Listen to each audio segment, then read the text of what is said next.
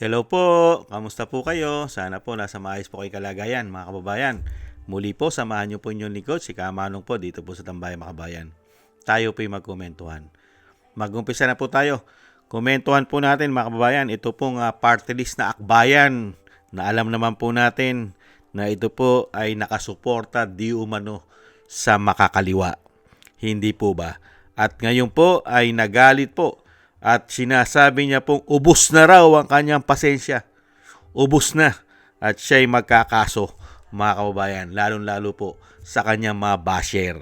Dahil po, meron po isang artist na gumawa po ng kanyang larawan, mga kababayan, at hindi niya po matanggap yung larawan. Dahil daw po, dahil siya'y may kapansanan, ay idinadamay pa raw po yung kanyang itsura, mga kababayan. Ito po yung drawing, yung ginuhit po ng artist at ipinost po sa social media, mga kababayan. Ito po. Yan po yung ginuhit po ng artist. At ayon po sa kanya, mga kababayan, yan po ang sinabi niya, akbayan, seseryosohin ang artist na patabinging gumuhit sa muka ni Percy, mga kababayan. Ni Percy Sendanya, mga kababayan.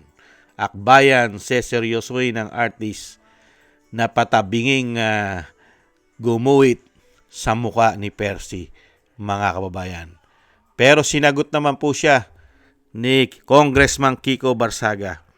Meron naman po pahayag si Congressman Kiko Barsaga sa kanya. Ito po, mga kababayan. Ayon naman po sa social media ni Kiko Barsaga, di ko alam kung ano ang nasa utak ni Congressman Percy Sendanya.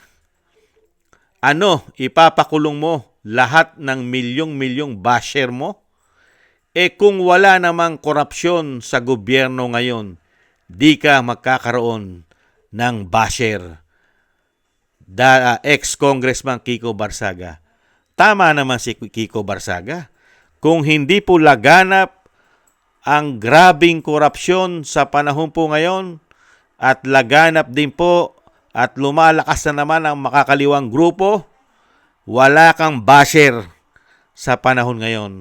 Hindi ka ibabash. Hindi po ba? May katwiran po si Kiko Barsaga. At ito pa po, mga kababayan, si Kiko Barsaga po ay nag-alok ng legal assistant sa artist na gumuhit doon sa pagmumuka ni Percy Sendanya. Ito po, mga kababayan. Excuse me po. Ayon po kay Kiko, mga kababayan, Barsaga nag-alok ng legal assistant sa artist na binalaan ng akbayan. Binalaan nakakasuhan. Nag-alok na po ng legal assistant ito pong si ex-Congressman Kiko Barsaga. Sa dami po kasi ng basher, mga kababayan, ay gusto yatang ipakulong na ni Serdanya. Dahil iginuhit po yung kanyang pagmumuka. Ito po, pakinggan po natin ang balita. Nasa balita na po eh. Pakinggan na po natin. Sandali lang po, mga kababayan. Ise-set up ko lang po. Tila naubos na ang pasensya ni Akbayan Party List Representative Percy Sendanya matapos siyang punahin ng isang social media page na ginawa umanong katatawanan ang kanyang itsura. Sa ngayon ay deleted post ng social media page na Richard Art, iginuhit nito ang mambabatas. Pero eto nga, exaggerated ang bahagi ng bibig ni Sendanya. Sabi naman ng mambabatas, hindi na bago ang mga paninira at pag-atake sa kanya. Pero may hangganan ang lahat. Git niya, ang kapansanan ay hindi katawanan. Hindi ito dapat gamitin para manlait o hiyain ng isang tao. Hindi na raw ito palalampasin ng mambabatas. Hindi lang para sa sarili, kundi para na rin sa iba pang mga PWD. Sa ngayon, nakikipag-ugnayan na si Sendanya sa kanyang mga abogado para sa legal action. Humingi naman ng paumanhin ang nag-post ng caricature at sinabing may pagkukulang daw siya sa pag-iisip. Nangako rin siyang magsisili raw itong aral sa kanya. Yan po, Mga kapatid, si Richard Art, mga kabayan, deleted na po yung kanyang post.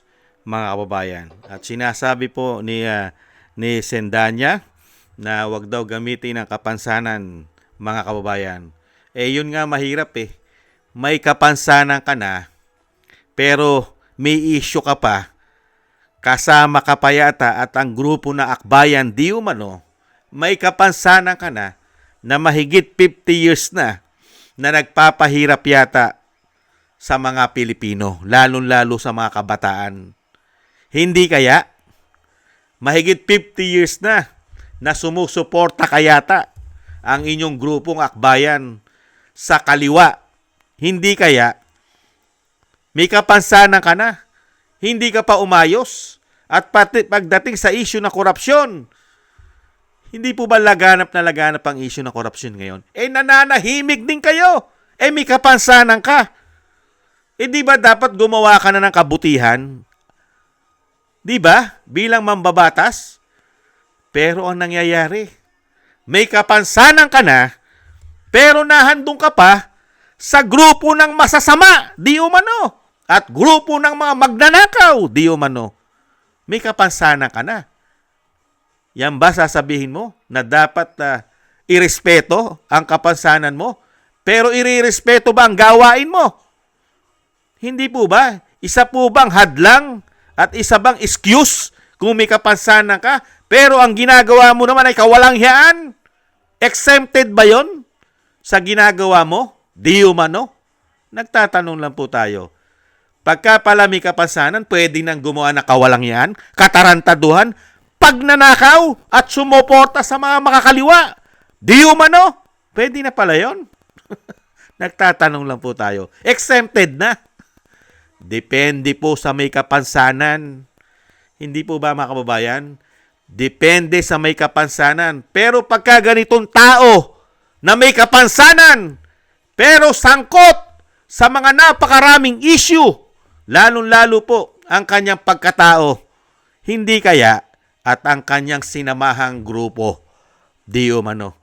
At lalong-lalo ngayon, laganap na laganap ang korupsyon at maleta sa gobyerno.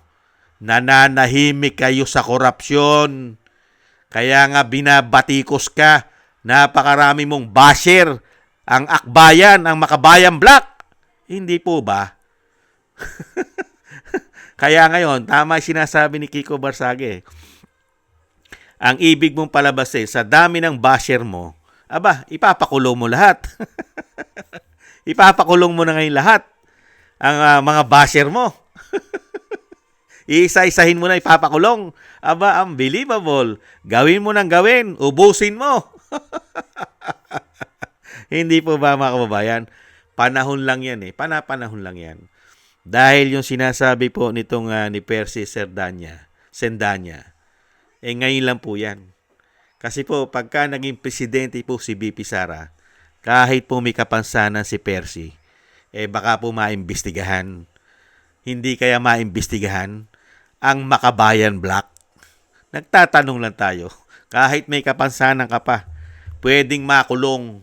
Hindi po ba? Kahit may kapansanan, pwedeng makulong. Lalong-lalo kung gumagawa ng kawalanghiyaan. Hindi po ba? At kasama rin yata sa pagnanakaw. Di umano. Yan po mga kababayan, si Percy Sendanya mga kababayan. Siya daw po ay punong-puno na. Ubus na raw po ang pasensya niya. Hindi kaya ang taong bayan ang ubos na ang pasensya sa mga pinaggagawa ng Makabayan Black? Lalong-lalo po ang malawakang korupsyon ngayon. Hindi ba ang taong bayan ang gustong-gusto na kayong sipain dyan at ipakulong kung pwede lang? Hindi po ba? Kung taong bayan lang, majority lang ng taong bayan masusunod, gusto na kayong lahat makulong. Hindi po ba? Maraming salamat po mga kabayan sa nagusto po ng inyong lingkod sa Tambayang Makabayan sa YouTube at TikTok. Maraming salamat po sa inyo. Ingat-ingat po kayo. At shoutout po sa inyo pong mga comment, like, share, and subscribe at patuloy po nagsusubscribe. Shoutout po sa inyo. At thank you rin po at shoutout po sa mga nagbibigay po ng tulong. Thank you po kay Jake Yahoo from California, USA. Eric Hershaw from Canada. Kingston from Hong Kong. Gina Ray from Berlin, Germany. Julieta Silona from Sydney, Australia. Baby Roman at Isa from Cagayan Valley. Jem Aris from United Arab Emirates. Jovelyn Watanabe from Japan. Ako si Pilam, Ani Jo. Tatay Nick from Toronto, Canada. Mary Natividad Blinden from Netherlands. Jesus Valdipena, Rolando Guerrero. Mila Yi, Felipe Shapno from Texas, USA. Ma'am LB Sermani from North Miami, Florida, USA. Mika Ligaspi, Frank Zamora from California, USA. At Romulo Di Binagracia from Bacolod City. Shoutout po sa inyo lahat. Thank you po. Ingat-ingat po kayo sa inyo po mapagawa. At tis-tis lang po tayo mga kabayan. At samahan po natin ang maraming dasal nang tayo po maingatan. God bless po sa inyo lahat. Muli po, paalam, bye-bye.